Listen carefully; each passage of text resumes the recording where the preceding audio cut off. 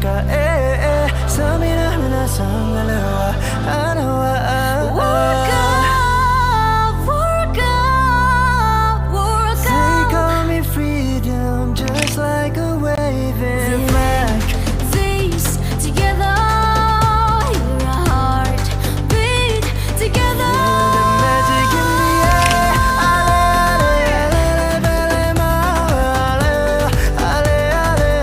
Yeah, no matter anyways, call me on. Say over and we call it love. Assalamualaikum warahmatullahi wabarakatuh, Pak. Waalaikumsalam warahmatullahi wabarakatuh. Terima kasih telah menyempatkan waktunya untuk kita. Mohon maaf sebelumnya, kami mahasiswa dari Universitas Narotama. Perkenalkan, saya namanya Ika, kemudian ini Irsyad, Rizky, Selvina, sama Sevina, kemudian itu Mas Nanda. Di sini kami ingin tahu pengalaman Bapak menjadi pejuang dulu. Untuk itu sebelumnya Bapak bisa memperkenalkan diri, Pak? Ya, nama saya Suratman Arianto. Saya berlatar belakang dari polisi ya, dari Brimob. Ya, pangkat terakhir AKBP. Ya, kebetulan saya anggota veteran mungkin di Seroja. Ya, saya menjelaskan apa itu veteran. Veteran itu adalah warga negara Indonesia yang melawan negara asing. Jadi enggak semua tentara itu veteran, bukan. Jadi kalau baik warga sipil itu kalau dia terlibat dalam perang dengan negara asing itu baru dikatakan veteran. Veteran ada berapa? Kebetulan yang pertama itu veteran pejuang. Veteran pejuang itu yang dikatakan pejuang adalah yang berjuang tahun 1945 sampai 1949 ya, 27 Desember 1949 itu yang pejuang. Yang kedua adalah veteran pembela. Veteran pembela itu ada 3. Duikora, Trikora, dan Seroja. Kebetulan saya yang veteran Seroja. Terus yang ketiga adalah veteran perdamaian. Veteran perdamaian itu veteran ya, warga negara Indonesia yang bertugas atas nama PBB. Ya, karena PBB ya di luar negeri. Tapi tugas ada perintah tugas dari PBB. Itu veteran perdamaian. Yang keempat veteran Anumerta. Anumerta itu dia melaksanakan tugas gugur. Itu meninggal lah. Nah, kalau sudah ada Anumerta berarti kan meninggal kan gitu. Itu veteran. Sekarang apalagi yang mau ditanyakan kaitannya dengan veteran. Baik, untuk Bapak menjadi veteran Seroja itu mulai dari tahun berapa ya, Pak? 1975. Ya. Jadi yang terakhir yang dikatakan kan itu tim-tim ya Seroja itu. Terakhir yang ikut veteran Seroja itu yang bertugas sampai 76 ya. 17 Juli 76. Karena apa? Setelah itu tim-tim gabung dengan Indonesia. Jadi bukan veteran lagi. Jadi kan sudah tergabung dengan Indonesia. Kalau dulu kan bukan. Masih negara asing, Inggris Portugis, alurnya ke sana. Nah, sebelum itu memang saya tugas di sana. Tapi daftarnya kan namanya sana sukarelawan waktu itu. Itu. Bagaimana kondisi pertemanan Bapak bersama teman-teman seperjuangan dulu di masa sekarang, Pak? Kalau kita mewarisi karena kita kan pembela, mewarisi yang dari pejuang ya, pejuang yang berjuang 45 49 nilai-nilainya. Kita yang meneruskan untuk disampaikan ke generasi penerusnya. Itu loh. Jadi mulai untuk sebagai pedoman. Kenapa? Sekarang ya anak-anak sudah melupakan sejarah. Nah, banyak yang sudah nggak tahu sejarahnya bagaimana yang sebenarnya, intinya ke sana. Makanya dari veteran ini mengadakan pengajaran ya, mengajar ke SD, SMP, SMA sampai mahasiswa termasuk organisasi seperti pemuda ya, pemuda termasuk ya mahasiswa. Dan lagi nanti ke depan ini dosen. Nah, insya Allah bulan depan dosen dari UPN itu yang akan ditatar supaya bisa mengajar di tempatnya di UPN, jadi nggak harus dari veteran. Ya kebetulan kita sudah mengadakan pelatihan di Malang. Kebetulan diikuti ya juga dosen-dosen, guru SMA yang waktu di Malang kemarin itu sudah ada berapa bulan, ada setengah tahun lah. Boleh diceritakan Bapak tentang keadaan yang paling berkesan dulu? Berkesan gimana ya? Kesannya itu dikatakan susah, ya memang namanya sudah risiko tugas. Ya kadang ya seperti contoh aja, saya masuk waktu tugas sana 3 hari nggak makan udah biasa, gitu contoh kesan. Jadi ya biasalah kita seperti pejuang lain kalau berhadapan dengan musuh kasarannya udah rutin tiap malam. Ya kita di depan-depan itu, karena kalau siang rata-rata jarak 300 meter, kalau malam rata-rata 25 sampai 50 meter aja. Udah rutinitas. Ya karena di sana ya hanya 2, selamat atau tidak tergantung nasib masing-masing. Iya, kalau boleh tahu strategi apa yang diterapkan waktu itu Pak? Ya kita strateginya memang ada di pos pertahanan ya. Tapi yang jelas kita membina masyarakat yang sudah bergabung ke Indonesia ya untuk pemberontakan itu supaya menyerah bergabung. Nah kebetulan waktu saya bisa dapat ya menyerah dapat 30 jenis senjata, 34 senjata ya. Dengan segala jenis ya, segala jenis itu menyerah kepada kita. Kebetulan waktu itu yang kesannya itu aja. Kebetulan waktu pengambilan itu pun saya sempat dibidik sama gerombolan ya, mungkin dari jarak nggak sampai 20 meter.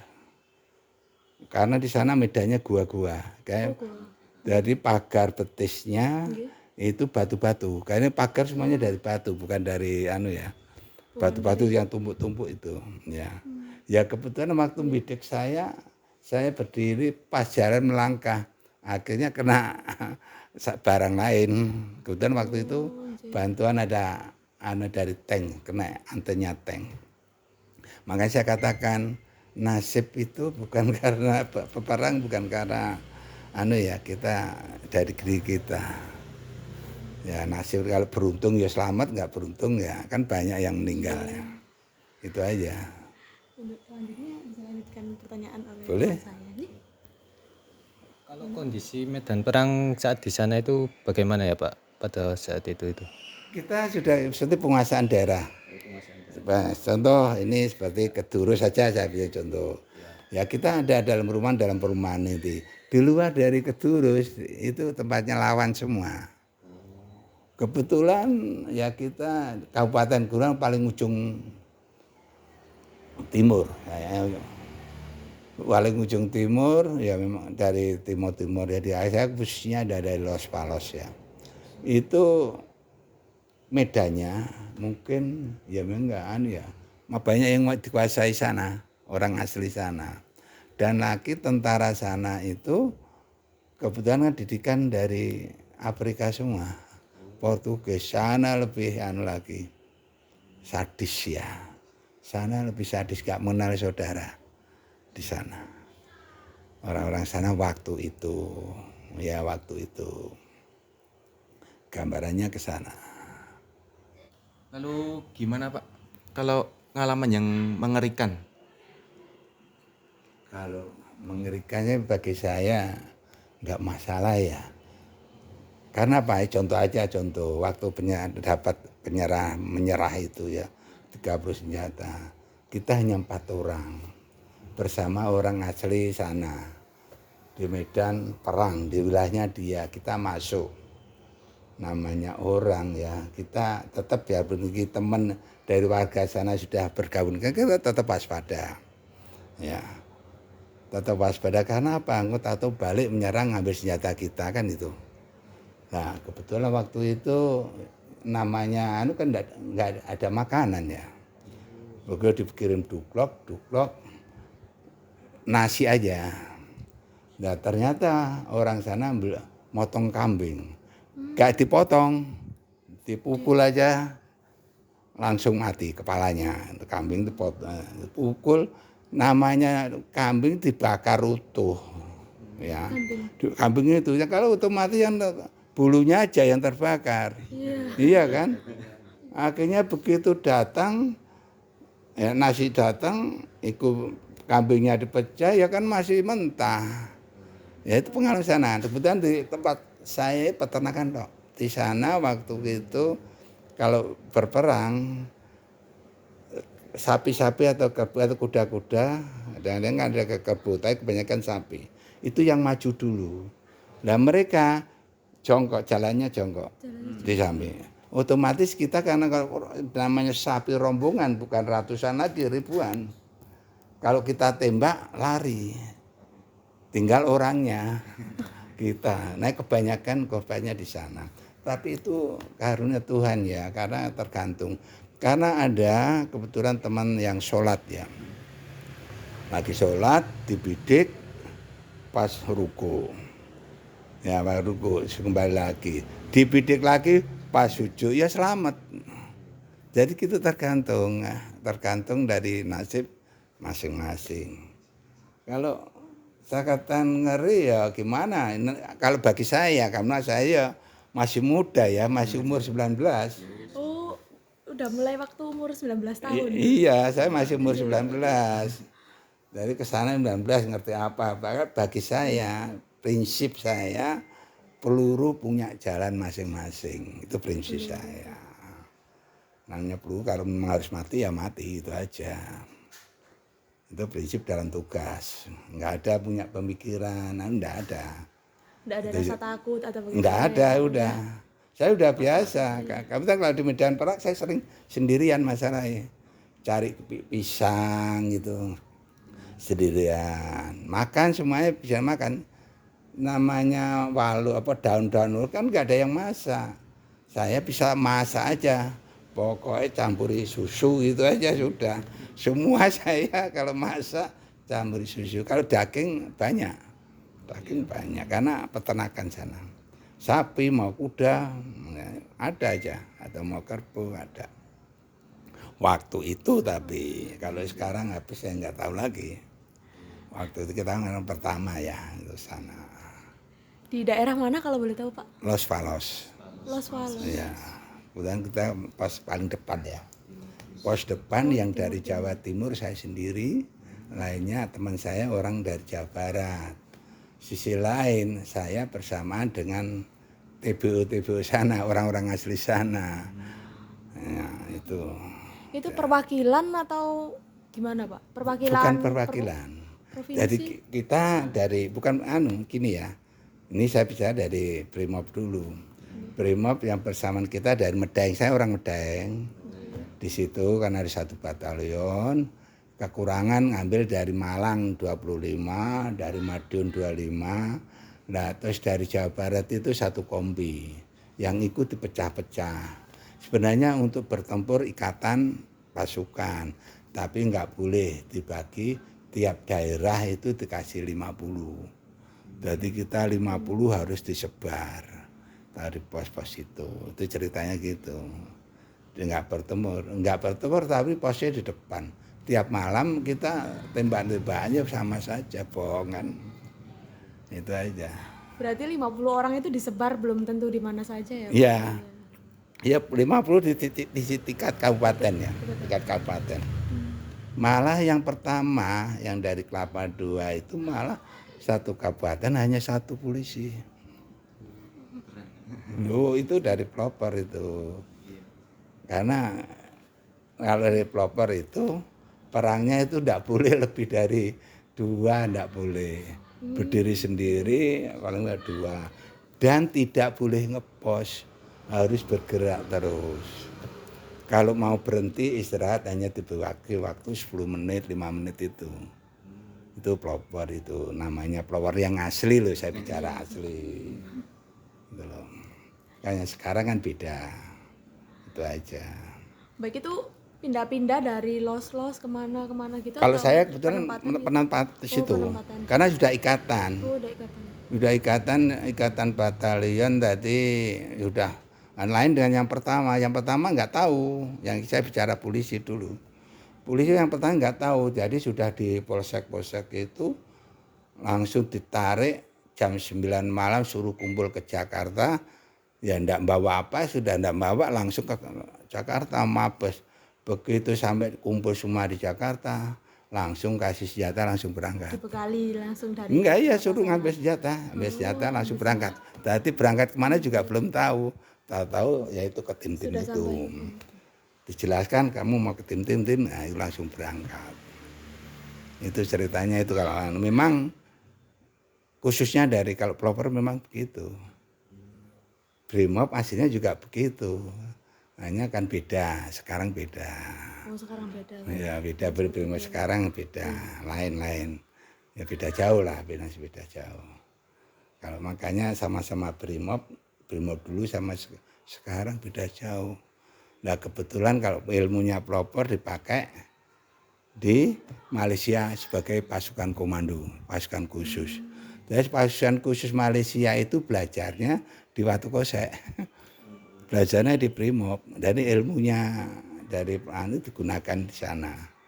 Sekarang ini. Makanya banyak kalau kita orang Malaysia menganggap Brimob itu polisi hutan. Gitu loh. Paling disungkani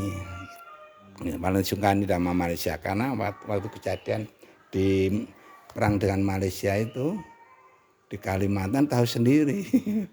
Itu ceritanya tahu sendiri merasakan. Paling berani kan kita bergeraknya 1-2 orang. Langsung menghilang, 2 orang menghilang.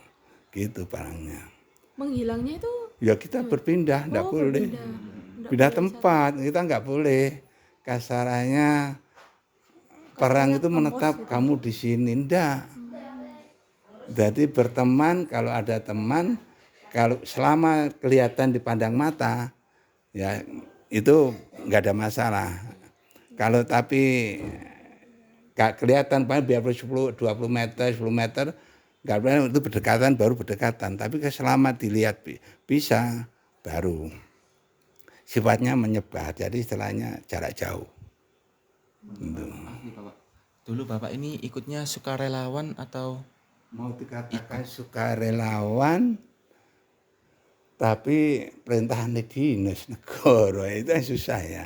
Tapi terdaftarnya di sana sukarelawan, namanya Sokwan. ikut berjuang dengan Tapi kan sendiri aslinya gitu ya? dinas ya. Cuma berjuang diri sendiri, karena namanya sukarelawan berdiri sendiri kan. Tapi ini ikatan negara, mau ngomong apa sekarang, ya kan? Kan terpaksa negara kan. Itu sana ikatan negara kalau berjuang itu. Jadi waktu terakhir kebetulan veteran termuda hanya saya. Termuda. Kebetulan nilainya kan senior dulu karena saya waktu jadi polisi itu saya ada terakhir sama Angkatan Laut. Karena kebetulan polisi dahulu yang pendidikan, saya masuk polisi. Nah, Angkatan Laut sudah terakhir juga mau pendidikan, tapi saya masuk polisi. Ya polisi dulu yang berangkat dulu, waktu kerja itu. Begitu pendidikan polisi sudah selesai, jam itu ditaruh di Medaeng, ya mau jam 11 itu mau pembukaan pelatihan. Pembukaan pelatihan jam 9 dibatalkan berangkat ke tim-tim. Jadi nggak kenal waktu kita itu. Jadi harus berangkat itu prinsip. Gitu loh. salah satu perbedaan yang paling dirasa berbeda dari yang dahulu sama yang sekarang itu apa ya, Pak? Apa yang dulu sekarang? Bu, ini apa kalau tadi kan katanya apa? Brimob yang dulu Oh, beda dengan yang antara sekarang, pelopor ya, dan Brimob. Ini ya prosesnya panjang. Ini saya bicara sekalian sejarah ya. Baik, Pak. Ya nggak apa-apa, kan ini veteran kan. Baik. Tahun 45 itu ya sebelum Jepang menyerahkan tanggal 15 Agustus. Ya, Jepang 15 Agustus. Nah, dulu sebelum menyerah itu dia nggak yakin kalau kalah perang dengan Amerika. Karena di Asia Tenggara Jepang selalu menang. Dia kalahnya di Pasifik. Nah, di Asia tetap menang. Nah, waktu kejadian bom atom Hiroshima dan Nagasaki tahun 69, sebenarnya nggak sampai ke sana. Karena jangan khawatir kedahuluan Rusia yang ingin bergabung dengan sekutu. Karena apa? Rusia balas dendam sama Jepang. Karena Rusia waktu itu perang dengan Jerman. Jerman sudah dikalahkan, sudah menyerah kan. Nah, Rusia mau bergabung. Sebelum bergabung, Amerika ngasih bom atom itu hasilnya ke sana. Hiroshima, Nagasaki. Karena apa? Diambil itu jangan sampai ada korban lebih banyak. Kalau dilanjutkan perang, korbannya lebih banyak.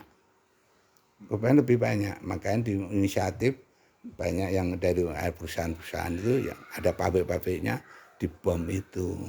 Baru itulah ya Kaisar menyerah langsung. Menyerah tanpa syarat. Itu tanggal 15 Agustus. Tapi resminya kalau nggak salah 7 September di kapal perang ya itu. Aslinya. Nah, tahun 15 Agustus mengatakan menyerah. Nah, Bung Karno ya kan didesak untuk proklamasi. Tapi ingat proklamasi itu 17 Agustus itu yang ngatur adalah pegawainya dari Jepang di Jakarta itu di Bagangsaan 56. Jadi kemerdekaan diucapkan itu setelah diucapkan jam 10 itu kembali yang pegawai Jepang tadi. Saya lupa namanya ya. Ada sebenarnya catatannya. Semuanya ada. Dimarahi orang Jepang. Kan statusnya kan apa? Penguasaan Indonesia tetap Jepang. Dan setelah diucapkan, Bung Karno itu belum berani mengeluarkan pengibaran bendera merah putih. Ya waktu bendera, makanya yang punya nostalgia adalah tukang fotonya yang dari Manado. 2 orang ya, kakak adik itu. Ya kebetulan ditangkap sama Jepang. Kebetulan sudah yang satu disimpan, satu dirampas. Akhirnya dia punya dokumen itu. Nah, kebetulan tanggal 17 sore di sini Surabaya ini namanya orang Cina ya.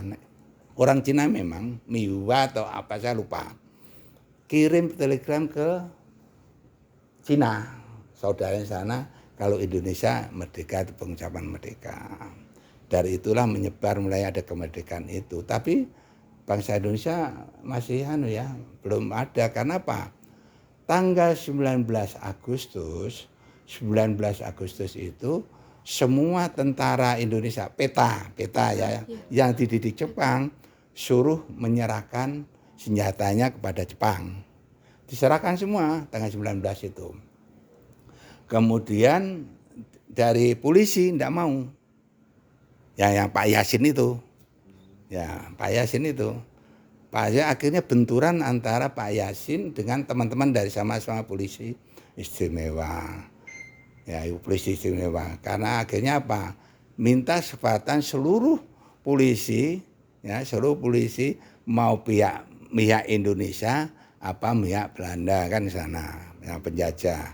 Akhirnya diputuskan polisi tanggal 21 ya diputuskan polisi Indonesia, tapi polisi istimewa. Jangan salah, polisi istimewa ini adalah didikan Belanda dan Jepang. Ya pertama kali yaitu tanggal 21 Agustus. Monumennya yang di jalan itu ada kan? Perempatan Darmo itu. Santa Maria sekolahan itu sebagai pusatnya dulu. di situ loh. Iya kalau nggak gitu belum merdeka. Katakan merdeka, pengibaran bendera nggak pernah. Akhirnya tanggal 31 Agustus merintahkan untuk pengibaran bendera merah putih. Itu akhirnya dengan langkah-langkah itu kan yang punya senjata kan hanya polisi aja. Ya, karena sampai dari Surabaya saya ceritakan sekali. Nah, dari mulai tanggal 1 Oktober namanya polisi pangkat masih Ibtu, namanya Pak Cipto Danukusumo itu merampas senjata Jepang di Kaliasin. Kaliasin itu satu kompi itu. Nah, itu sempat berperang dengan polisi karena tapi akhirnya minta jaminan, mau menyerahkan, minta jaminan keselamatan tentara Jepang disanggupi. Akhirnya menyerah. Akhirnya tanggal 2 Oktober Pak Yasin mengambil alih menyerang di Jalan Tidar, gudangnya senjata Jepang. Itu gudang terbesar se-Asia Tenggara. Dari situ. Dari awal itulah kita punya senjata. Senjatanya akan dibagi-bagi ke daerah-daerah, dikirim ke sampai Jawa Barat juga. Semuanya bersenjata. Makanya yang mimpin Surabaya itu ya dari Polisi Istimewa. Ya, makanya kenapa Bung Karno selalu pakai Polisi Istimewa. Yakin kalau orang pejuang akan menggunakan pengawalan dari Brimob, nggak mau dari kesatuan lain. Karena apa? Dia sudah ikhlas mati. Jadi waktu Bung Karno waktu tembak itu tamengnya ya dari polisi. Dia berkorban berani mati. Nah, makanya kenapa saya menggunakan itu. Akhirnya kejadian itu tanggal 25 Oktober sekutu mau mengambil senjata. Ya, ngambil senjata. Enggak apa-apa, ada melucuti membebaskan orang-orang Belanda. Ya, orang Belanda yang ditawan Jepang dilepas sambil melucuti senjata, diterima sama arek-arek Surabaya kan gitu. Diterima. Akhirnya masalah lama-lama sekutu ngambil gedung-gedung kantor pos macam besar ya. Ya itu termasuk itu. Ya, kantor besar didudui dia. Akhirnya enggak terima. Tanggal 27 itu mulai adalah pertempuran dengan sekutu Inggris ya, kan pasukan Gurkha yang dibagakan itu. Ya, sampai tanggal 29. Inggris kalah loh itu. Kalah. Dia menyerah, minta bantuan Bung Karno supaya datang ke Surabaya. Ya, begitu datang didamaikan damai. Ya, Bung Karno pulang. Tanggal 30 pulang ke Jakarta. Karena sudah selesai perdamaian, tapi gejolak tentara kan masih Laskar masih. Pulang jam 5 sore yaitu Malabi gugur. Gugurnya nanti ada dua alternatif. Satu, dia digranat. Nah, kalau dari cerita yang benar itu ya dia digranat sama tentaranya sendiri karena waktu itu didekati dari kita, mendekat ke kendaraannya Malabi, khawatir nodong nembak Maladi, ngelempar granat ternyata granatnya kena Temannya sendiri. ya Malabi itu. Sisi lain waktu itu tembak menembakan. Secara logika ya, saya ajak bicara logika sekarang. Di situ markas besarnya sekutu. Tentara sekutu kan banyak, tentara Inggris ya, yang Inggris banyak. Apa mungkin bisa perang dengan tentara Inggris dengan posisi di markasnya? Secara logika. Iya kan? Karena apa? Kita kurang senjata kan, senjata kalah Iya kan? Tentara itu pusat loh. Nah, itu secara logika gitu. Nah, itu matinya Malabi kan banyak di Karang yang macam-macam itu. Nah, penyobekan bendera yang September tanggal 19 secara logika bener tak. Nah, tanggal 19 itu masih bulan-bulan tahun 45, 46 itu masih Jepang ya. Jepang. Secara logika bendera penyobahan bendera itu dilakukan laskar. Laskar dari mana? Pertanyaan situ. Karena kita ndak ada. Pak Tri Trisno itu saksi ya, saksi hidup. Waktu itu dia masih umur 13 tahun. Pak Tri Sutrisno Wapres itu ya. Dia tinggalnya kan di Genteng Kali itu, di Genteng. Itu makanya kenapa dia sama paling segan sama polisi istimewa. Dulu polisi istimewa. Akhirnya dengan perjalanan itu nanya Pak Cipto Danukusumo kejadian perang dengan Inggris, Pak Danukusumo membentuk ya kayak bisa bicara TKR dulu ya. Indonesia merdeka tapi nggak punya tentara. Akhirnya bentuk BKR, Badan Keamanan Rakyat, tanggal 24 Agustus. Itu baru badannya. Ya, itu baru badannya. Akhirnya Pak Cipto Danukusumo bentuk laskar yang akhirnya jadi tentara itu, bentuk laskar-laskar pemuda-pemuda yang tidak mau bergabung tentara dijadikan laskar-laskar itu loh. Akhirnya tanggal 5 Oktober ya itu dirubah namanya menjadi TKR, Tentara Keamanan Rakyat.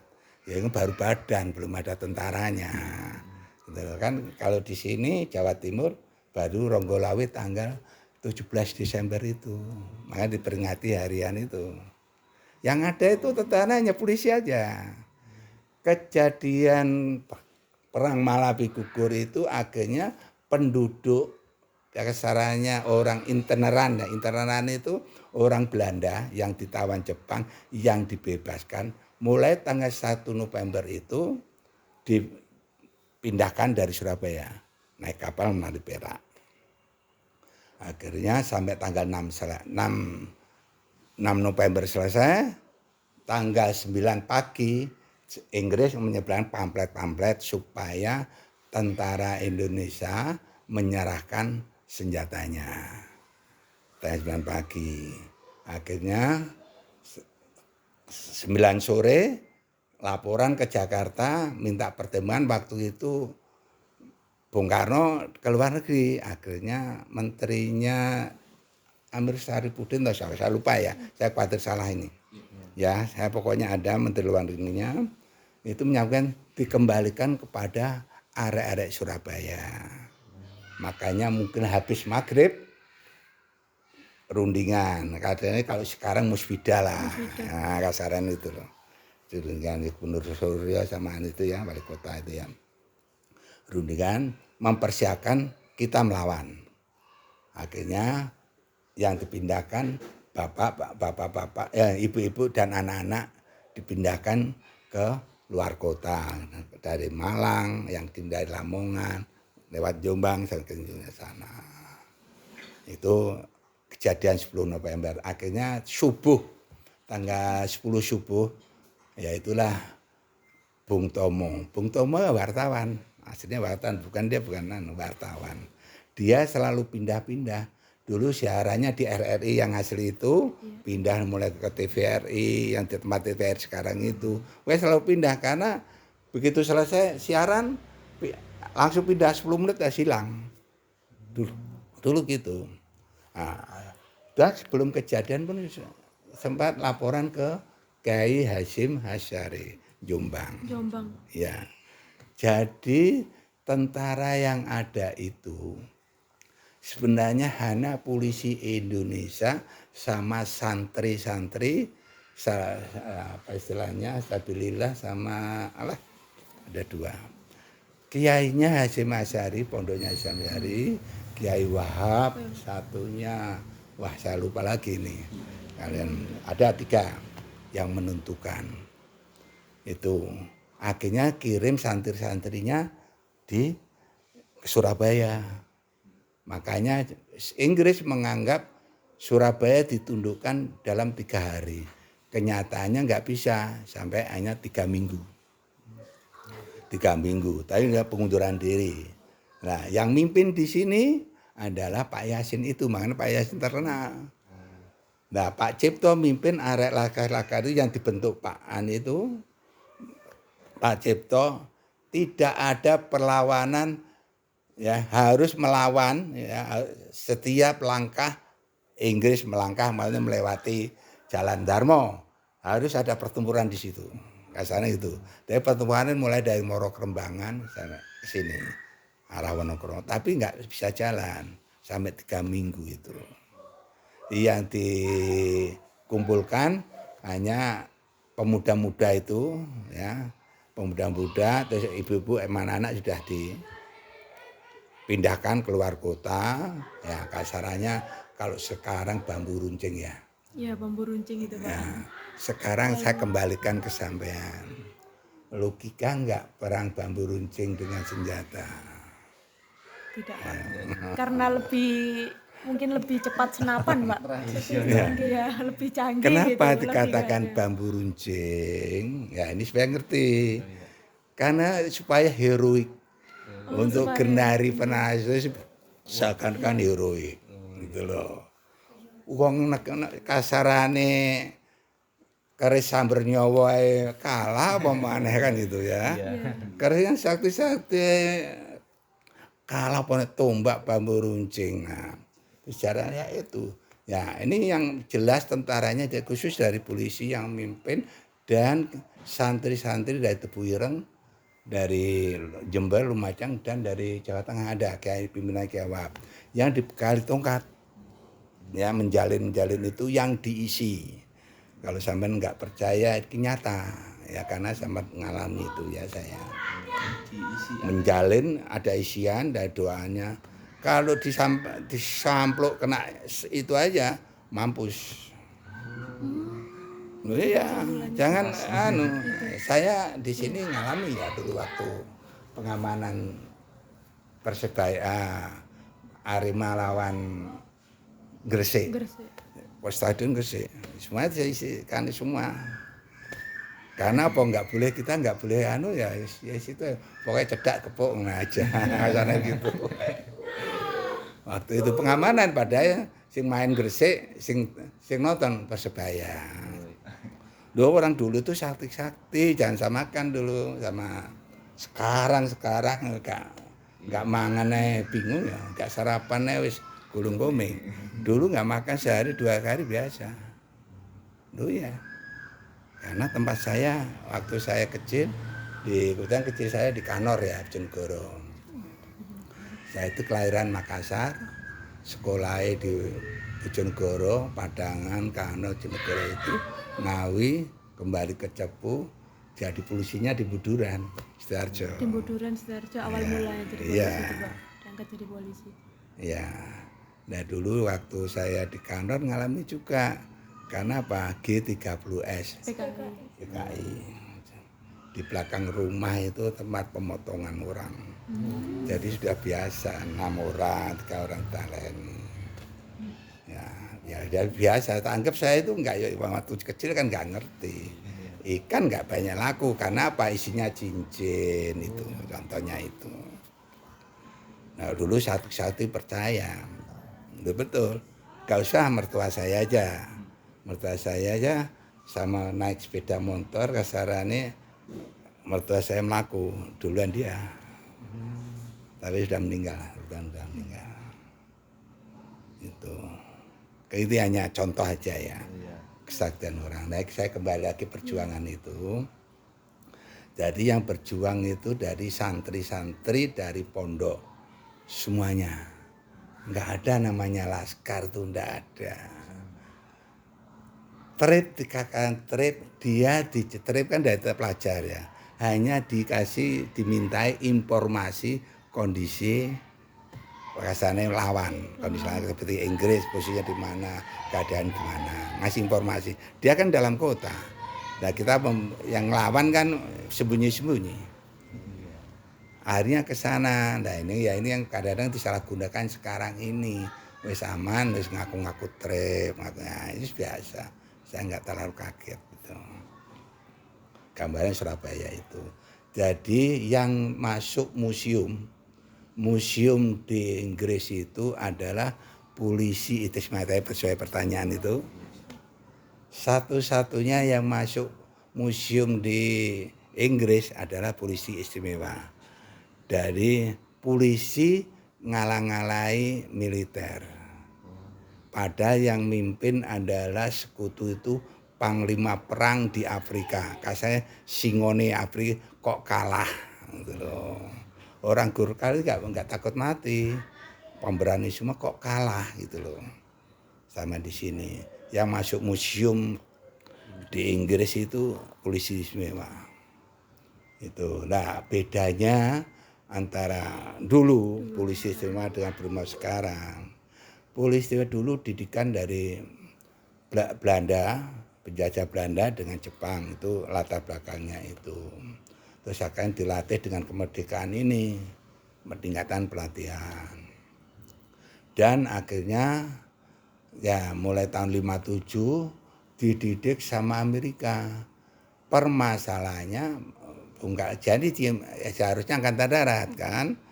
Bung Karno waktu itu masih kelas dengan angkatan darat. Yang dikirim percaya ya polisi itu, polisi yang dikirim di Okinawa. Ya itulah yang paling disegani waktu itu. Zaman itu paling disegani. Kalau sudah bicara ngomong polisi istimewa atau mobrik, nah udah. Makanya Adam Malik waktu wakil presiden itu dikawal nggak mau kalau nggak dikawal Brimob. Kebetulan saya terlibat. Nah, waktu kunjungan ke Jawa Timur, saya harus pendidikan pramuka 3 bulan. Jadi pramuka saya. 3 bulan pendidikan, habis latihan pramuka. Udah rutin selama 3 bulan. Hanya ngamankan yang itu tadi ada Malik. Kalau pejuang lama tahu semua. Siapa polisi istimewa itu tahu semua. Paling disegani, paling ditakuti. Karena dia berdiri, istrinya semuanya jago tembak. Jago tembak perasaan. Ikut pelatihan Iya. penembakan juga? Iya. Namanya istrinya nembak. Nah, sasarannya bukan sasaran juga orang. Ada balon-balon taruh sini, suruh bidik orang lain. Berani sampean kira-kira kalau gitu. Suruh bidik sasaran, kasih balon. Istrinya.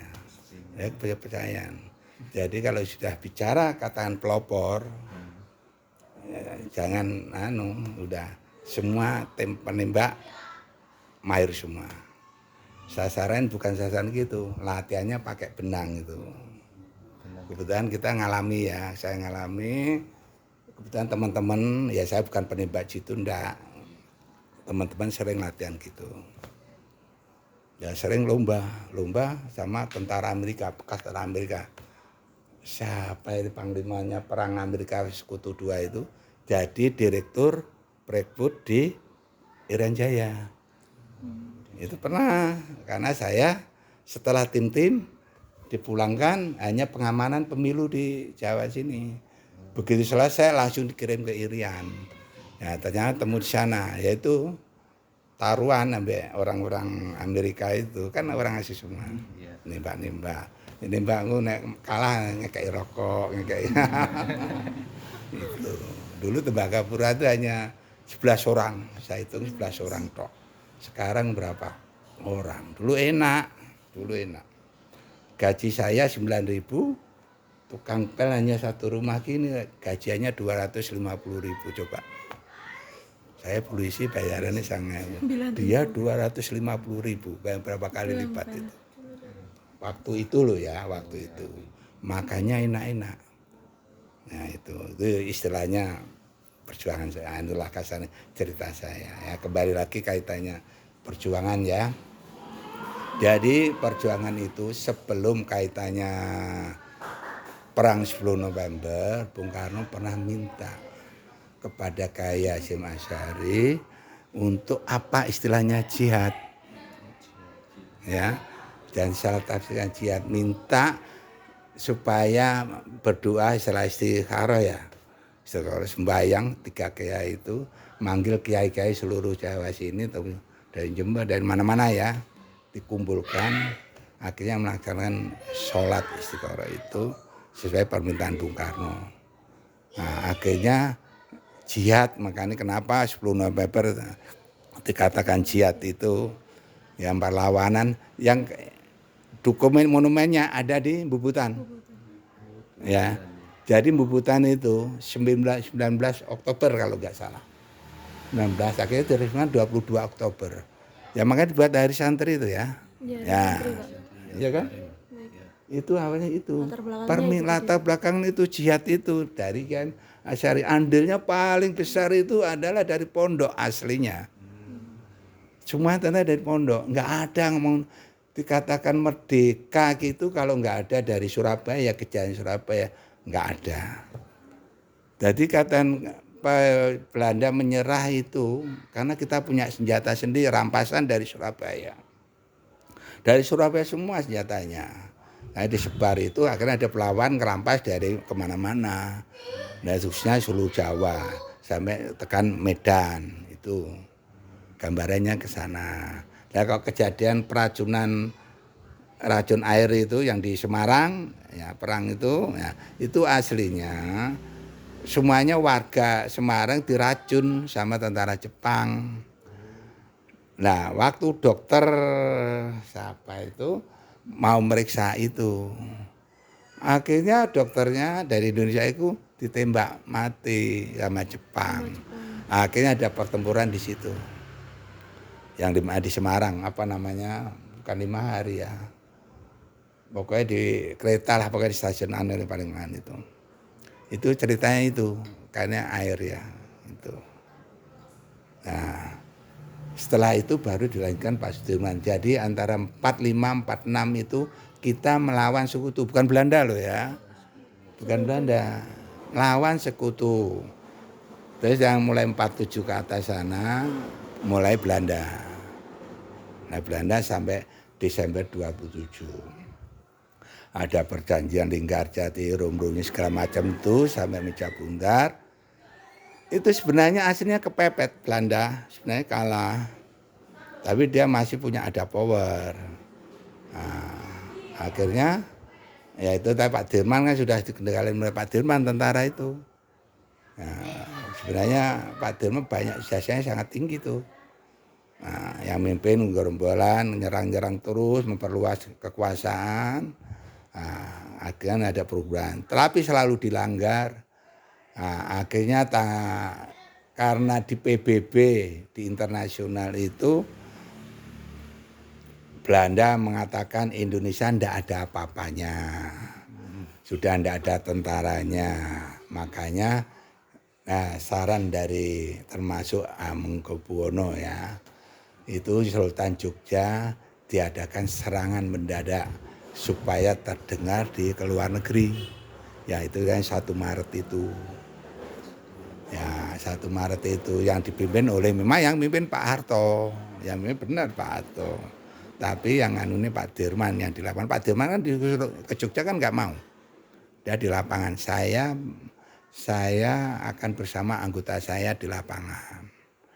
Pak Dirman yang nembak masuk Jogja yang mimpin Pak Harto.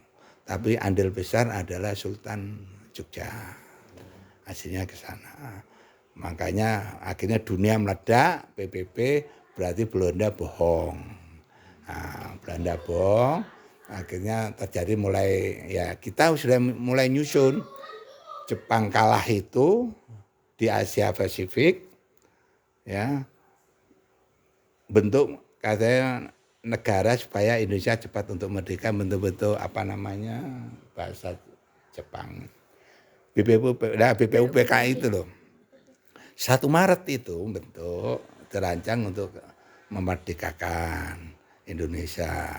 Dijanjikan merdeka waktu pertama itu 7 September dijanjikan. Akhirnya sidang terus sampai bentuk Pancasila itu. Mulai dengan 29 Mei, M. Yamin, segala ya CS 9 orang itu punya ide-ide itu. Nah, akhirnya Bung Karno waktu itu menyampaikan idenya itu, ya saya nggak bisa jelaskan di Pancasila ini. Ada bukunya ada semua. 1 Juni itu, makanya dinyatakan lahirnya Pancasila itu. Padanya sudah dirumuskan idenya Bung Karno sejak perjuangan, sejak zaman penjajahan Belanda. Tapi ide-ide dimasukkan ya waktu mau dikasih merdeka itu. Nah, setelah dinyatakan merdeka di sana, karena dinyatakan merdeka, akhirnya mengesahkan 18 Agustus kan pengesahan undang-undang. Iya, Bang. Nah, itu disahkan. Nah, ini kok 1 Juni ada yang mengatakan lahir Pancasila, ada yang mengatakan 18 Agustus itu pengesahan penggunaan undang-undang. Perumusan itu sudah mulai 29 Mei ya, 29 Mei. Akhirnya Bung Karno punya ide itu. Yang benar ya kalau mendekati ya 1 Juni itu. Gambarannya ke sana. Kalau masalah Pancasila. Pancasila itu dulu termasuk banyak andilnya adalah termasuk Kiai Hasyim Asy'ari. Ada 3 kiai itu juga. Karena apa? Dulu Pancasila nomor 1 ketuhanan yang Maha Esa. Terus apa belakangnya sebagai umat Islam? Pondoknya ya panjang, enggak lupa ya. Serai ya. Itu. Ini akan terbentur karena nanti pemuda-pemuda dari Tiongkoknya di timur, Indonesia Timur nggak akan terima itu loh. Makanya Bung Karno minta pada Kiai Asy'ari gimana baiknya. Jadi nomor 1 itu banyak andilnya, akhirnya disetujui ketuhanan yang Maha Esa, tidak yang sehari bagi umat Islam ya dihilangkan. Itu gambarnya ke sana. Jadi karena banyak nggak dimunculkan, itu loh, banyak nggak dimunculkan itu ya, kaitannya Pancasila yang Bung Karno minta pertimbangan itu, jihad nggak dipertimbangkan, termasuk perjuangan 10 November nggak diperjuangkan. Nah tadi pertanyaan polisi istimewa sama Brimob itu, saya kembali lagi ke situ. Polisi tetap polisi, pedomannya ke sana. Makanya tahun 59 Pak Bung Karno mau bentuk angkatan perang kepolisian. Kapolri tidak mau. Akhirnya Pak Kamto, Pak Sukamto nggak mau. Akhirnya mengundurkan diri dari Kapolri. Polisi ya tetap polisi, enggak ada. Kalau mendalam ya dari Brata Catur Prasja itu kalau di dalam itu sudah kasarnya kehidupan ya.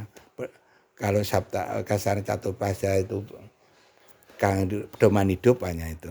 Kasarnya ke sana. Itu sudah mah tugas polisi lah. Sekarang dirubah kalimatnya dengan alasan apa? Banyak yang ngerti untuk generasi muda. Padahal yang Jawa sabda apa Catur Prasja, Satya Prabu itu contoh. Setia kepada negara dan pimpinannya kan gitu. Negara dan pimpinannya. Makanya polisi-polisi dulu nggak mengenal. Kalau nggak benar ya tetap dilawan gitu loh. Kalau pimpinan dianggap presiden, kan ini menganggap presiden. Bukan pimpinan antara pimpinan ke bawah, bukan. Nah sekarang dirubah kan, nah, bahasanya. Kan kadang nggak disadari kan, banyak yang nggak tahu bahasa itu. Asing. Itu aja dari bahasa-bahasa Sangsekerta itu. Polisi udah benar. Tapi dirubah-ubah ini ya itulah. Makanya itu dari orang-orang asing tidak menginginkan Indonesia itu damai. Gambarnya ke sana. Makanya dari veteran itu mengharap karakter 45 itulah ditanamkan pada generasi muda. Tujuannya nanti supaya generasi itu berjiwa seperti orang-orang 45. Contoh seperti yang menyatakan 9 orang perumus semua BPUPK itu apa pernah nuntut jadi presiden?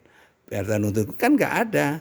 Dia merasa puas, bangga Indonesia berhasil merdeka.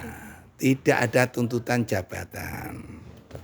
Kalau ada pemberontakan DI, TI segala macam, itu gerombolan itu hanya pribadi-pribadi yang tidak puas kebetulan dibiayai orang asing. Khususnya Amerika. Khususnya Amerika itu selalu mengadu itu loh. Makanya ya kita mengharap generasi kita jangan sembrono, itu aja. Rawan kalau negara barat maju tidak menginginkan Indonesia itu besar. Intinya ke sana. Karena apa? Satu, Indonesia adalah sumber daya alamnya tinggi. Nggak akan kelaparan lah kasaran gitu. SDM-nya paling bagus. Indonesia paling bagus, ingat itu. Kok kira Amerika jaya itu apa orang Amerika? Bukan, kan? Kebanyakan malah dari India. Iya kan? Otaknya kebanyakan dari Indonesia. Oh, Indonesia. Siapa yang otak-otak buat pesawat Boeing di Jerman pun dari Indonesia yang tidak dipakai di sini. Semuanya kebanyakan ahli-ahli ini banyak dari Indonesia. Hanya di sini tidak dipakai aja. Ya itulah kondisi kita. Maka diharapkan dari mahasiswa ya, generasi penerus itu harus punya ditanamkan jiwa semangat-semangat itu 45.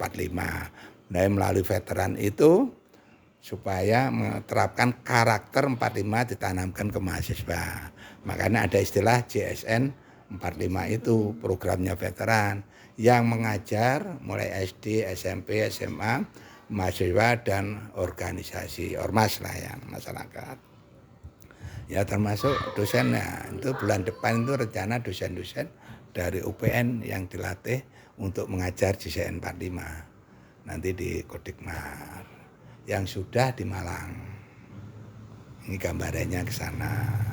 Nah, masalah BRIMOB sekarang beda loh ya, bedanya yaitu kalau dulu bertempur, sekarang adalah pengamanan. Pengamanan. Iya, nggak boleh pengamanan. Sekarang tidak kasarnya hubungan dengan masyarakat. Maka kenapa polisi jelek? Wajar. Wajarnya apa? Nah, kayak yang punya kepentingan terganggu kan. Contoh, sampean tukaran. Jadi dikalahkan sampean mesti akan gak enak hati mbak polisi pasti. Iya kan? Mesti jelek. Polisinya dia lelek gini, cara akan tempuh. Itu contoh. Bagi polisi wajar, tapi ya apa ya kondisi bagaimana polisi tetap dibutuhkan. Enggak ada polisi coba. Kan itu. Nah ini banyak terbanyak gitu. Kasus-kasus itu. Ya kasus sepele aja. Saya contoh. Ya sekarang yang nyata zaman lihat kasus Malang Kanjuruhan. Kalau petugas selalu disalahkan, ya kalau disalahkan, bagaimana pendapat internasional? Waktu menyelesaikan pengamanan itu ngamankan pemain dan pelatih, orang-orang pelatih dari Arema yang diserang supporter, iya kan? Kalau terjadi sampai luka-luka, gimana Indonesia? Kan dicatat seluruh dunia. Berarti pengamanan Indonesia nggak beres. Kalau dibiarkan, akhirnya ya itu tadi akan tambah melonjak. Kalau dibanti rewangi, petugas ya lama aras-arasan nggak mau sakarmu kan bacokan kan gitu. Nah gimana pengamanannya akhirnya? Nggak semrawut. Gitu loh. Ya seperti kejadian di Afrika, di Sudan itu contohnya. Kacau kan? Saling bunuh, saling nggak percaya, golek duit masing-masing. Tentarane maupun petugasnya kan gitu. Nah, si kuat ya dapat duit kan gitu. Itu contohnya kejadian sama di Afrika itu yang paling banyak kejadian. Itu kasusnya ke sana. Itu contoh ya contoh. Makanya kita mengharap generasi yang akan datang itu hanya mewarisi jiwa-jiwa 45. Jiwa 45 katakan jiwa 45 itu ialah dia berjuang tanpa pamrih. Enggak ada ya isinya intinya ke sana. Dia kasarannya enggak mau kasarannya aku nek berjuang ini harus dapat jabatan, tidak ada. Itu tidak ada tuntutan, dia berjuang ikhlas. Nah, untuk generasi penerus itu ya sesuai berjuangnya apa? Ya itu seandainya sampean tadi katanya komputer, ya kan? Iya, komputer. Sampean ahli komputer bisa kasih meretas punya orang asing aja, itu sudah termasuk andil. Sampean akan dicari dari petugas kita ya kan tim. Itu contoh itu ya. Makanya diharapkan gitu. Sampean bisa meretas, bisa sampai meretas, bisa ide-ide. Apakah yang dari luar negeri kan aslinya juga gitu. Apa ini yang dari Amerika yang itu kan ahli komputer itu yang ceritanya orang Rusia yang lari ke Amerika, orang miskin makanya biar minta di Amerika dari miliarder langsung karena minta dari komputer itu. Lamaran diminta ya komputer kayak handphone yang di apa itu loh, apa namanya itu? Disadap. Dilacak. Ya. Dilacak GPS gitu. Enggak, dia apa istilahnya? Aplikasi ya, bentuk aplikasi. Iya, aplikasi. Dibeli di karyawan minta ngelamar karyawan ditolak. Begitu dibentuk dapat apa ya mau dibeli berapa 350 miliar kalau nggak salah. Nggak boleh. Makanya dia dari miliarder tinggi. Itu yang orang miskin dulu kalau datang ke Amerika kan dapat jatah makan tiap hari. Itu loh. Tiap hari itu gambarannya. Seenaknya Amerika masih enak di kita. Betul. Ya makanya itu jangan berpikir ke luar negeri. Nggak ada istilahnya enak, nggak ada luar negeri. Sampean di sini jadi bos itu punya pabrik. Di sana itu jualan kaki lima itu loh. Dikira enak. Sama setara kayak gitu. Rata-rata gitu. Kenapa? Ya teman ada gitu. Ya kan apa ya itu tadi. Nah, tapi pulang ke Indonesia sombongnya masalah. Itu loh. Saya pernah dimintai tolong dosen S3 dari Amerika. Dia tanya waktu saya masih dinas. Enak mana kamu minta tolong kasih gambaran, saya ngasih gambaran. Yang enak di Indonesia Pak, saya nggak mau balik ke Amerika. Padahal dia dosen S3. Ada S3 di Amerika. Dia hanya mau jualan di sini. Kenapa? Di sini satu bebas, bisa ada pembantu, ada kan gitu. Iya. Di sana nggak bisa. Mandiri. Jangan berpikir kalau sampai sana nggak mulai ya jangan kaget. Korea sama. Korea itu kalau nggak kerja, jadi kalau jualan itu dia masak diri, ngelayani sendiri. Akhirnya Korea enak. Udah. Mas ini makanya kalau orang Korea datang ke Indonesia sama saja swarga istilahnya gitu. Berarti siapapun orang luar negeri kalau ke Indonesia ya numpak swarga gitu. Dulu menghina Korea, orang Korea menghina karena saya habis dari Korea kan gitu. Di sana itu enggak ada apa istilahnya pandangan itu enggak ada. Yang terkena jiwa pola istilah ada apa jeju ya. Pulau cinta itu ngomong kosong si apian pacet itu loh. Ya. Terus jangan jeju lah itu lapangan itu lebih bagus di ini Lamongan itu loh. Pantai Kodok itu loh. Dibujui makanya coba cita aja ke Korea, ke Cina lagi. Cina itu memang adu nyali itu bedanya itu. Nek lain-lainnya jelek ada baik Muang Thai maupun Vietnam, saya pernah kesana semua masalahnya. Itu kalau Muang Thai ya kamu kalau senangani bebas ya nggak tahu lagi ya. Ya kamu senangani sama orang-orang Banci ya saya nggak tahu lagi.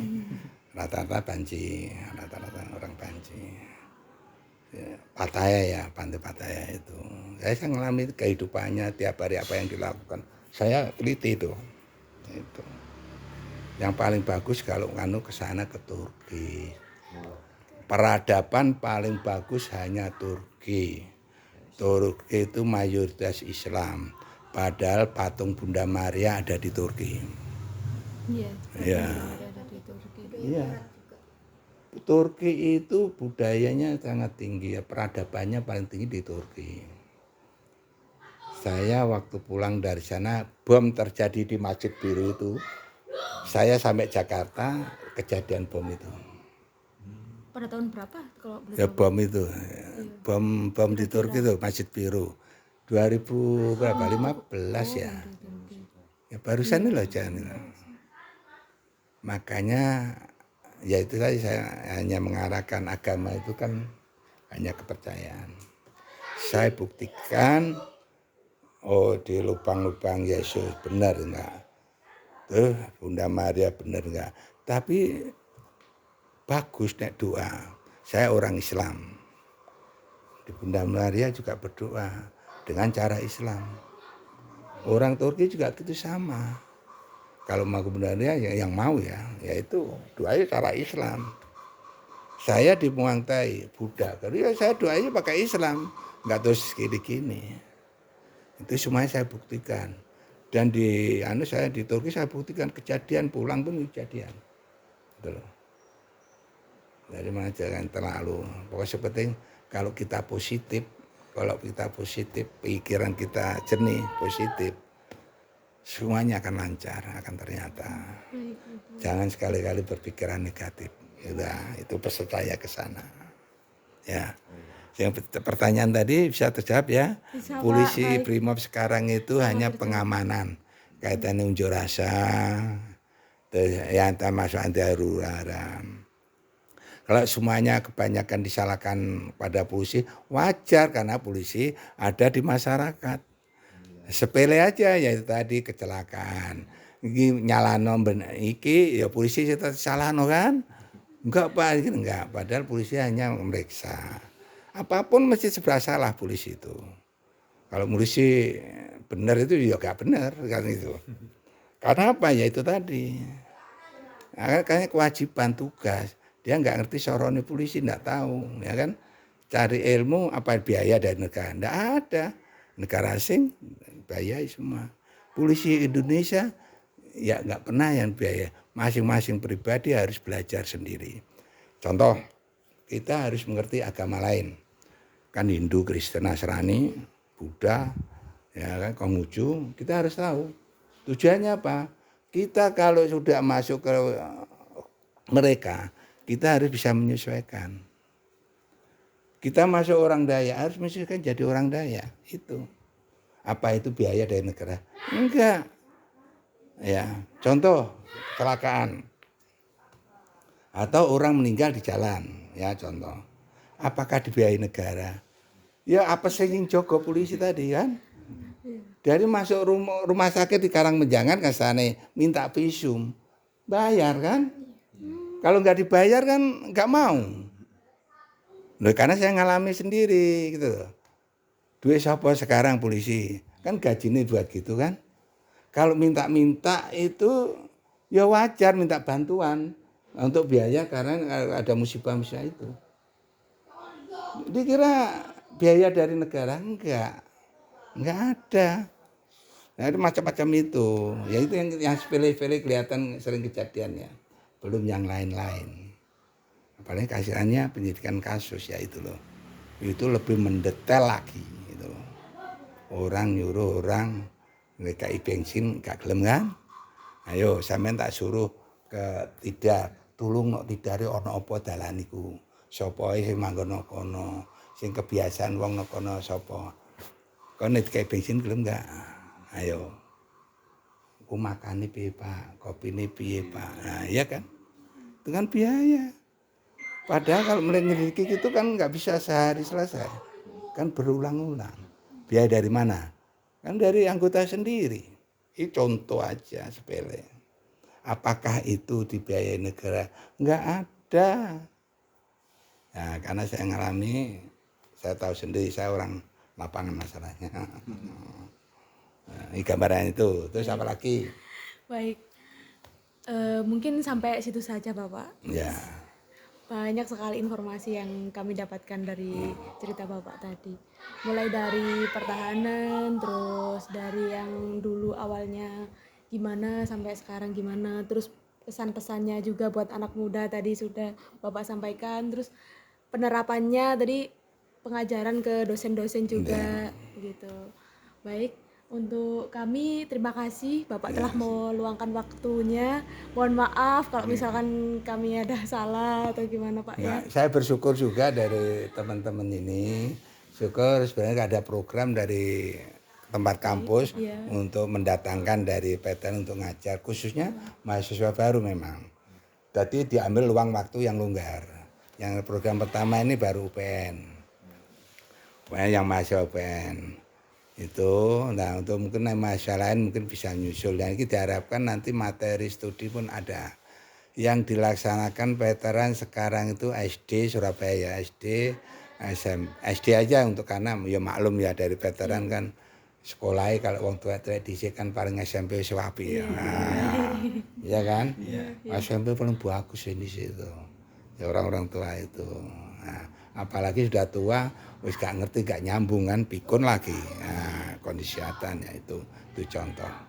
Saya mengharap nanti dari mulai SD kita tanamkan itu. Jadi jiwa-jiwa semangat itu yang kita tanamkan akan merambat ke nanti. SMP sudah, SMA sudah. Kebetulan saya di SMA udah di Sidoarjo. Waktu itu di Ngedangan ya ke sana. Nah ini bulan depan acaranya di ngajar prajurit yang tamtama di Magetan, terus di Magetan. Terus mungkin persamaan ini juga ini ya tadi dosen-dosen yang mau dilatih untuk mengajar.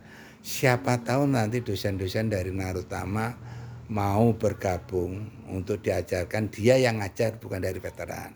Karena pertimbangannya kalau dari dosen itu kan dia secara nggak langsung dari materi yang digunakan yang diajarkan bisa menyisipkan. Tidak harus khusus materi pelajaran. Alurnya ke di samping itu termasuk kebiasaan tingkah laku tiap harinya. Itu loh kalau diambilkan dari dosen-dosen. Memang yang dilatih kemarin guru-guru ya, guru-guru SMA tapi ya, itu gambarnya ke sana, nggak ada masalah. Ya jadi dari teman-teman dari adik-adik dari mahasiswa itu mau belajar dari situ nggak ada masalah. Kita siap karena di Malang pun ya kemarin dari Malang mahasiswa dari Malang buat skripsi malah dari Malang malah dari Museum Malang ya suruh datang ke rumah. Jadi saya cari saya malah cari Pak Arianto. Kalau kita Surabaya ya, yang ngerti nih di sini pun yang ngerti jeneng nama saya Arianto. Kalau di mana Medaeng kadang Ratman, kadang Arianto. Kalau nang desa ngerti nih Yanto, Tanyi Rahmat enggak ketemu. Di sini cari Ratman enggak akan ketemu. Teman-teman polisi Surabaya sini nama Arianto ngerti. Nah harus Ratman enggak ngerti. Kan mayoritas saya udah keliling Surabaya banyak kenal lah itu aja. Gambarannya ke sana. Saya sangat terima kasih dari teman dari adik-adik mahasiswa itu bisa mau belajar ya. Nah, jas merah lah kasarannya ya. Bisa mengulangi lagi untuk sejarah. Yang mungkin waktu orde-orde baru banyak disimpangkan. Iya. Ya, gitu. Dari yang teori-teori. Ya teori kan teori disimpangkan. Karena saya tahu, saya selama ngajar saya tanya gurunya, nggak ada yang tahu. Gurunya ada bukan anaknya, anak sekolah, muridnya bukan. Nggak ada yang ngerti. Sampai muridnya diajari guru, tak suruh tanya apa yang nggak bisa. Dulu gurunya yang ngajari kontak kau iki ya kita jawab aja. Kalau bicara sejarah gitu. Kebetulan saya latar belakangnya jadi sosial budaya. Jadi rada ngerti dikit-dikit dan lagi saya pegang. Kebetulan ibu kan juga dari guru. Guru-guru dari SD itu kalau tanya bicara sejarah larinya juga ke saya. Apalagi cerita wayang langsung ya. Pale nih kalau saya keluari pale. Itu aja gambarannya ke sana ya. Terus mungkin ada lagi? Baik, sudah Pak. Terima kasih. Ya, terima kasih. Saya sebenarnya kalau ada bahan-bahan ya, jadi untuk mahasiswa ada mau saya kasih, saya nggak ngerti komputer, buka komputer nggak bisa. Untuk pengajaran enak. Ada, saya materinya ada untuk pengajaran. Tapi sementara itu dulu, nanti kalau memang harus harus belajar ngajar. Di sini ada semua. Mungkin lain Terus, waktu bisa nggih, kesini ya, lagi. silakan. Nggih.